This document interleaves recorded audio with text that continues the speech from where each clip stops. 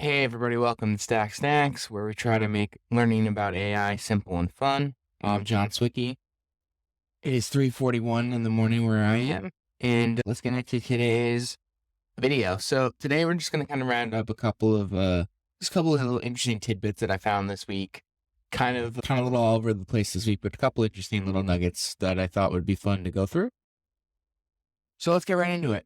So first off, we have an update from Google Photos where they are going to have a generative AI title maker inside of Google Photos memories. So in a new update to the app, there's going to be a little bit of a little button that's going to say help me title, and it's going to allow you to pick from 3 different options. This is one of those ones where actually I think it's kind of cool. I think sometimes, like, I mean, with certain things, sure, hey, the trip out west, the trip to California, sometimes naming your photo albums is easy, but it'll be interesting to see kind of how this works and how interesting the suggestions are. The example here, they even say, like, let's see, for Joshua Tree 2021, a desert adventure, desert exploring with somebody's name. I don't know, this one stuck out to me because, like I said, it's like just kind of small, but it's kind of an interesting use case. It'll be interesting to see what it kind of comes up with. So it hasn't rolled out yet to me yet. So I tried to update the app this morning, and yeah, small little thing to look out for if you're a Google Photos user. All right, so next up is, so I actually was looking for just some ways to help manage a YouTube channel. So this app came across my way, and I thought it was kind of interesting because it just kind of helps you kind of fill out your page when you upload a video, and just kind of helps you get started. I think sometimes writing titles and descriptions for YouTube or whatever it is, it can be sometimes a daunting experience. So I played around with this a little bit. It's it's actually pretty decent. Helps you kind of get kind of a good boilerplate up, and it allows you to try that. Excuse me. Kind of stare at a blank screen a little bit, but so this is, I'm going to butcher the name, so don't forget all links will be in the description. Morsey.ai. And yeah, it's a little, let's head over to their pricing page here. $30 a month. It looks like you get a little discount if you go for a year. I think cool app. I think what we're gonna find too a lot of the times is, I don't know, the new wave of software. Everything's gonna kind of have a slightly higher price tag, I think, because there's just gonna be more cost to kind of develop some of these tools, even if they're just using, I'm not sure what they're using under the hood yet, but if it's either your own stuff or, you hit some APIs, right? There's going to be more costs involved for developers and companies. So I think I still get a little bit of sticker shock when it comes to certain things, but yeah, you're able to try it out for free. So if you're working on a channel, this is a pretty cool app. Check out. All right. So next we have Guide, and Guide's kind of interesting because it's a little Chrome extension, and it basically it's not even like a voiceover or screen recorder. It'll follow your steps as you're going through something. So it's a really interesting way if you're trying to walk through somebody with something. If you're like, it'll break everything down, and it'll be like, hey, log in, and it'll highlight the top right login button, and then it'll say, click on the settings, and let's see if we can get an example here, because the visual helps. This guy's gonna talk, but we don't listen to the voice. And this video won't let me scrub, so forget that. But it really just makes you have little step-by-step guides that people can go through. It's like a little mini slideshow. Kind of an interesting little thing, And it has its use cases. One of those things that I didn't want to record a video for somebody and I didn't want to get on a meeting. And so I used this and it kind of got the job done. So that was pretty cool.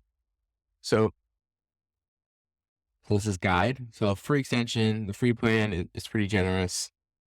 The public link, they just have like a watermark, which the very case is not that big of a deal. So we'll check it out if you need to, share something or share something with somebody. Good little tool.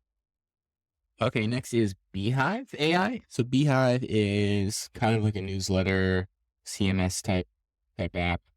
And it looks like they are rolling out some AI tools for their newsletters, for their application, excuse me. So, little writing system, spell check, help edit, image creation, which, if you're making a newsletter, feels like a no-brainer to have some of these things built in nowadays, and feels like really helpful, especially if, you need a quick edit, you're short on an image one week and you want to kind of showcase something. I haven't used Beehive just yet, but I will say that a lot of stuff I subscribe to using, and it's definitely an interesting product. And looking at this video right now, their kind of editor looks very much Notion-y. Really like this drop-down menu that they have too. And for those listening, we'll put a link to this video so you can check it out. Visually looks good.